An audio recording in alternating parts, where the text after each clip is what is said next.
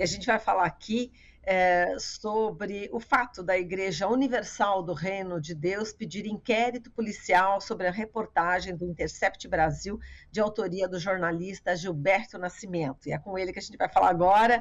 Ele que é repórter de política, religião e direitos humanos, escreve para o Intercept e para a BBC. Ele é autor do livro Reino, a história de Edir Macedo e uma biografia da Igreja Universal, da Companhia das Letras. Foi oficial de comunicação do Fundo das Nações Unidas para a Infância, Unicef, ganhou muitos prêmios, 10 prêmios, se não estou enganada, né, de jornalismo, entre eles o Vladimir Herzog, de Anistia e Direitos Humanos. Muito prazer te receber, viu, Giba? Bom dia. Bom dia, Marilu. É um prazer mais uma vez estar participando aqui do Jornal do Brasil Atual, junto com todos vocês, e muito obrigado aí pelo convite, agradeço ao convite.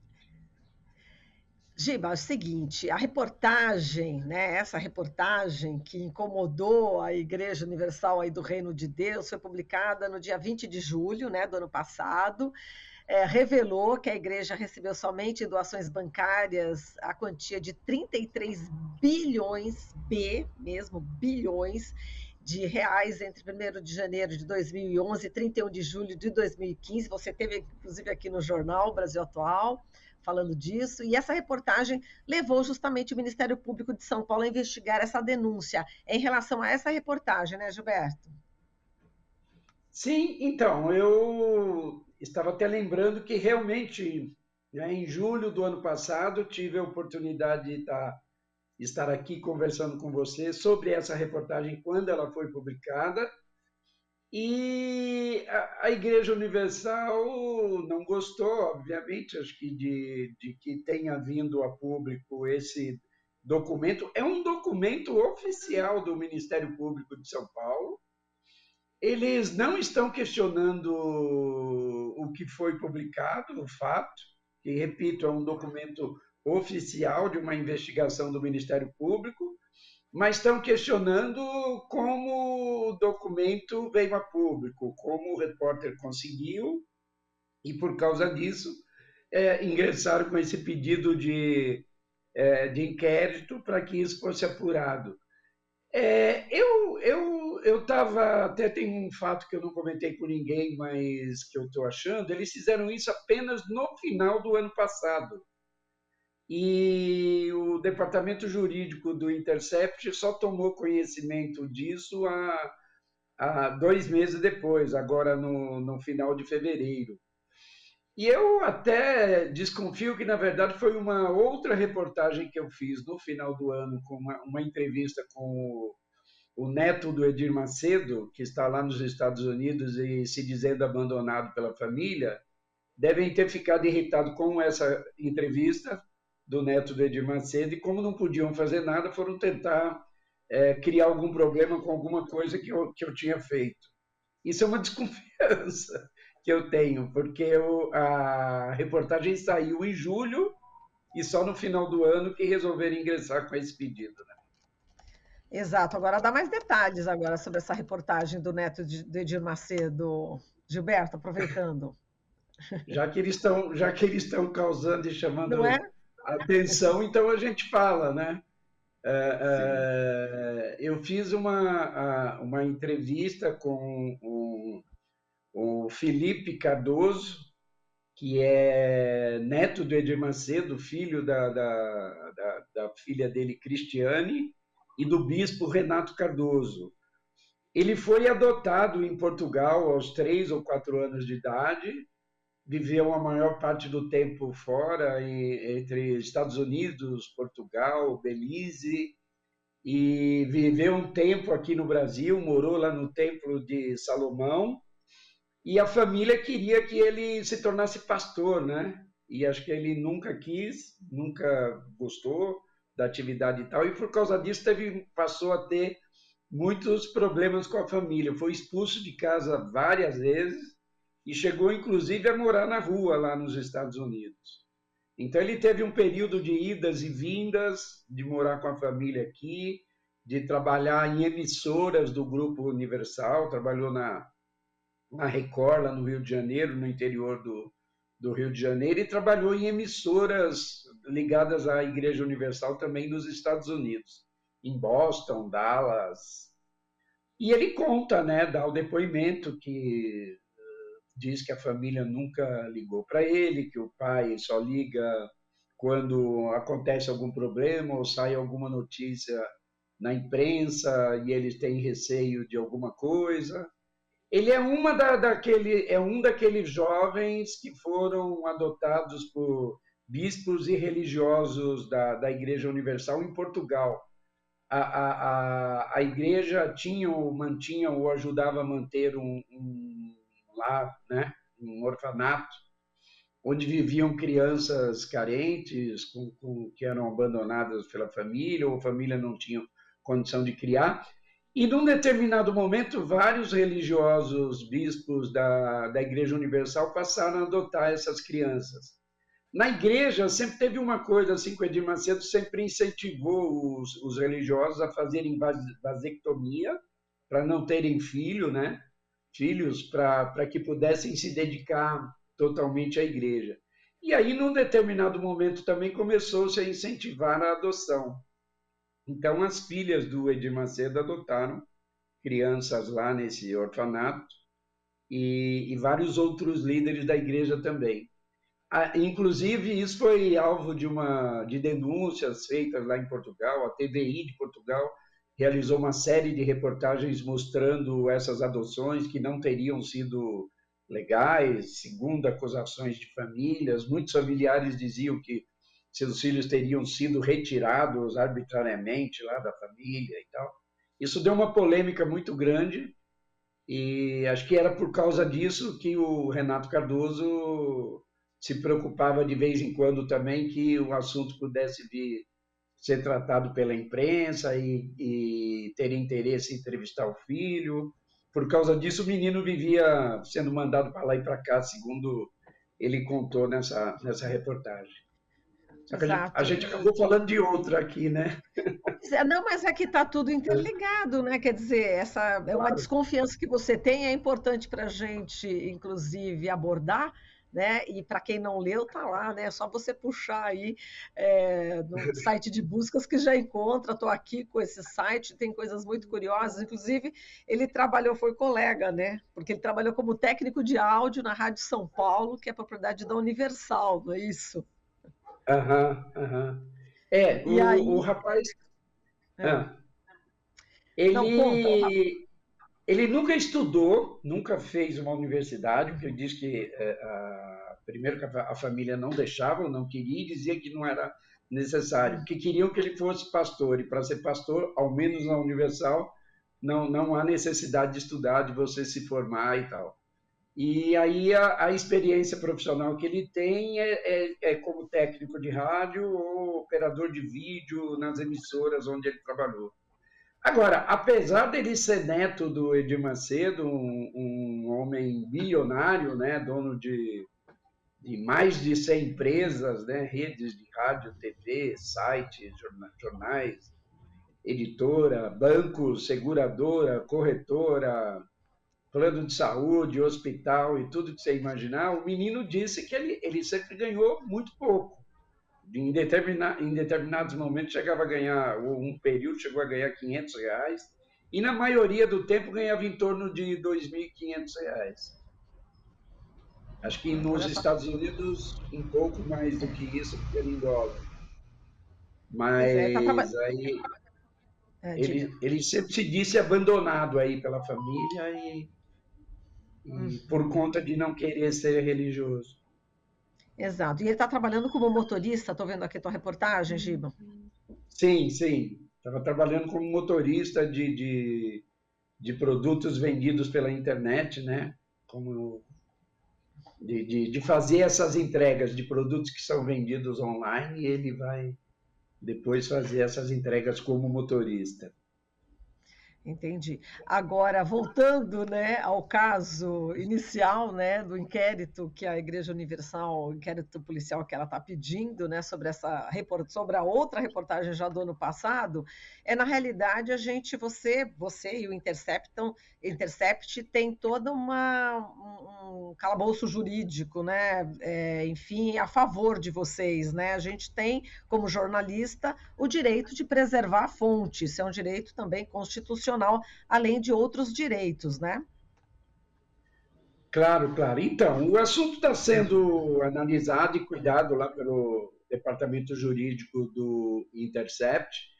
E como saiu de uma nota, né, da ABRAGE, que é a Associação Brasileira de Jornalismo Investigativo, o jornalista, o repórter, tem o direito de resguardar suas fontes, não é obrigado a revelar as suas fontes, e há pareceres recentes ou decisões recentes do Supremo Tribunal Federal, né, posições emitidas pelo ministro Dias Toffoli e também pelo ministro Gilmar Mendes, corroborando esse posicionamento, que jornalista não é obrigado a revelar suas fontes, que mesmo em casos de supostos vazamentos de documentos, essa questão não cabe ao repórter ou ao profissional.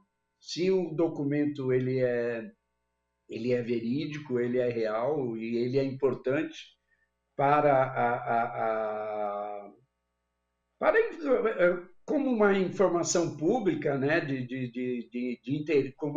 para uma informação de interesse público, o jornalista tá no seu papel de revelar, de publicar.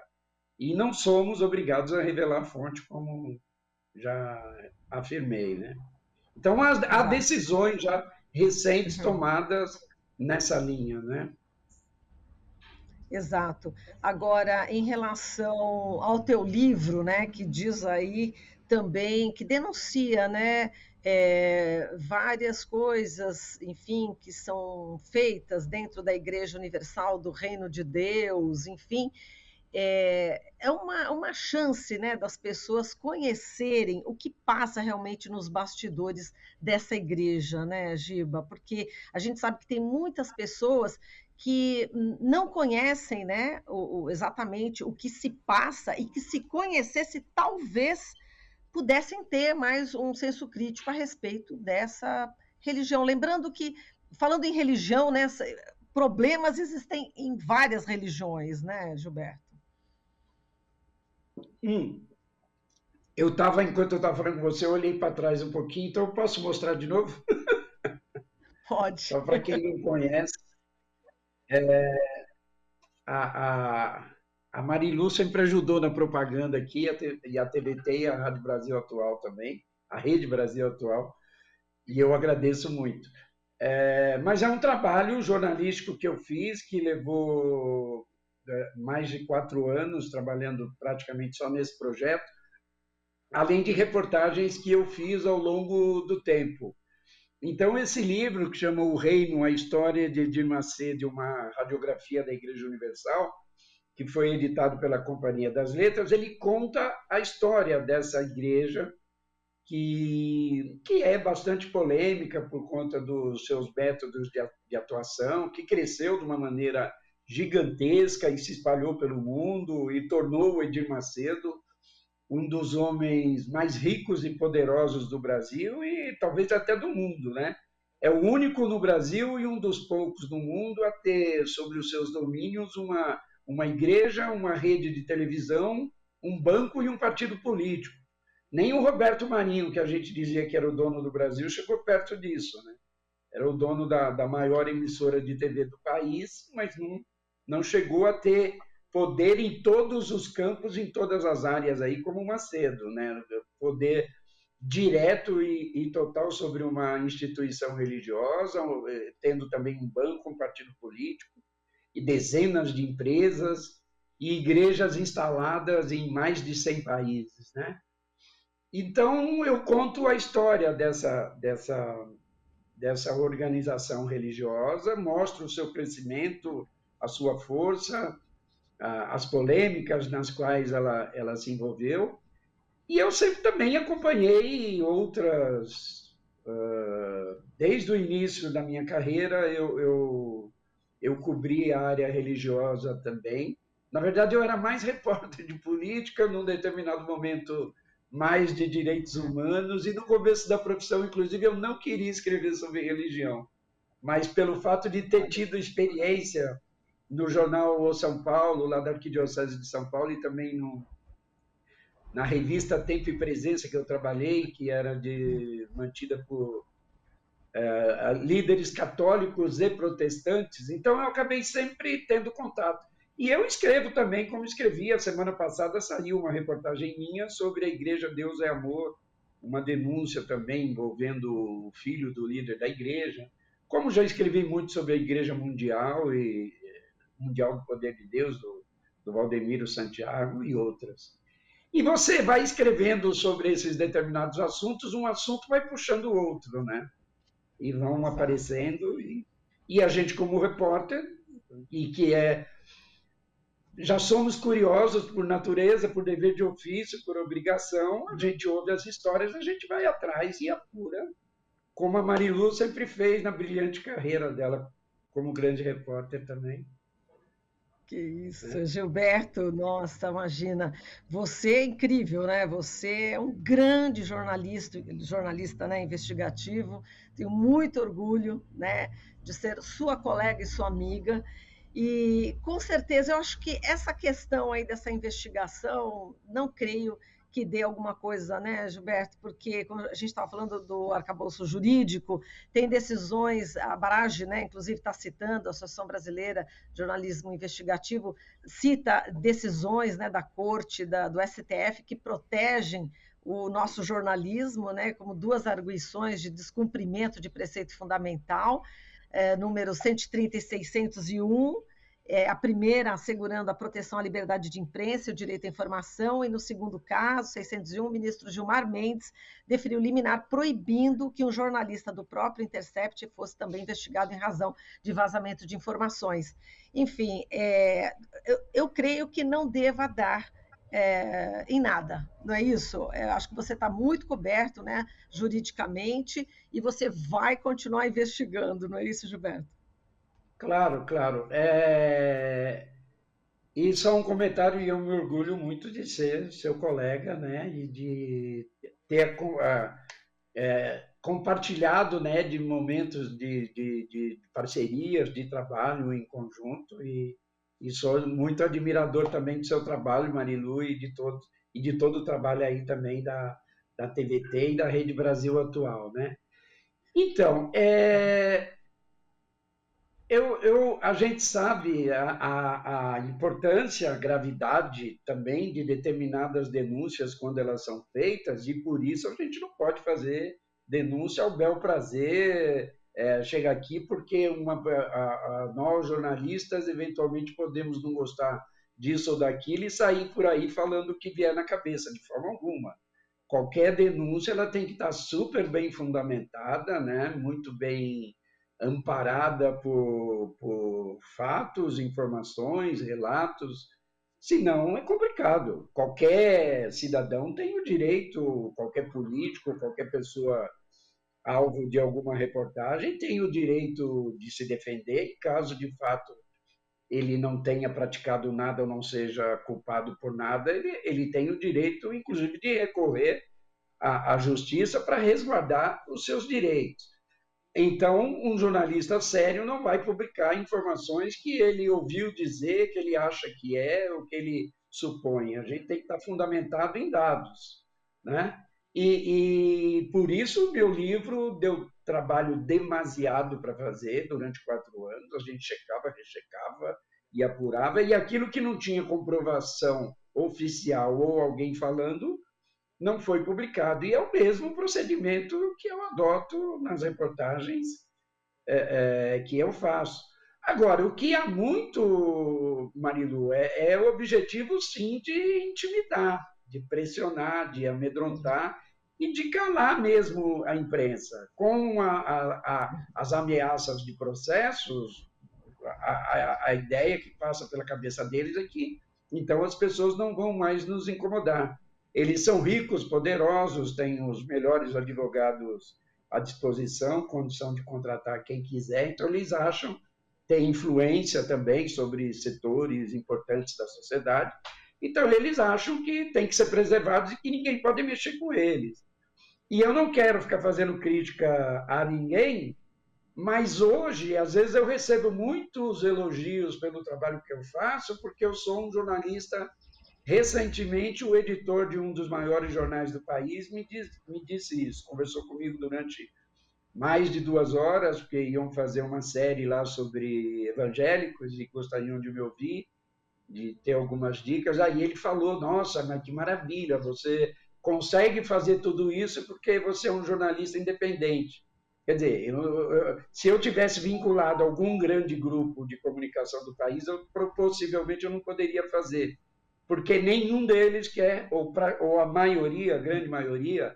Eu fiz muitas reportagens para o UOL até o ano passado, mas a maioria dos grandes veículos não quer complicação e jamais mexer com uma instituição poderosa como é a Igreja Universal, que tem à disposição a TV Record. Cada vez que alguém os incomoda, eles utilizam a TV Record para atacar os adversários. Aliás, outra informação que passou batido, quer dizer, que pouca gente tem lembrado aqui nesse caso.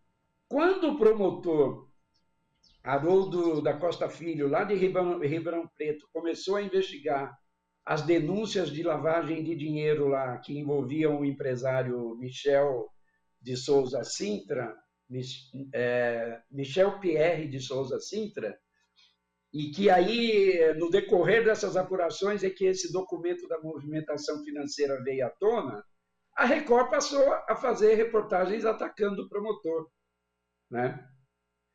Que depois, ao final das apurações, denunciou o empresário e o assunto da Universal foi passado para outra esfera e não teve continuidade, segundo as informações que a gente obteve. Então, a pressão, a intimidação, né, às vezes dá resultado. Eu vou continuar fazendo o meu trabalho de informar, de passar adiante as informações que eu recebo e a minha função como jornalista, como repórter. Eu tenho certeza absoluta disso, Gilberto. Bom, olha, foi um prazer conversar contigo. Muito obrigada, um super abraço para você e até uma próxima oportunidade, viu? Eu que agradeço aí o convite mais uma vez e a oportunidade. E um grande abraço, Marilu, um grande abraço a todos da Rede Brasil Atual e da TVT. Obrigada. A gente conversou aqui com o Gilberto Nascimento, ele que é repórter de política, religião, direitos humanos, escreve para o Intercept e para a BBC, autor do livro O Reino, a História de Edir Macedo e uma biografia da Igreja Universal da Companhia das Letras. Estamos apresentando Jornal Brasil Atual. As notícias que os outros não dão.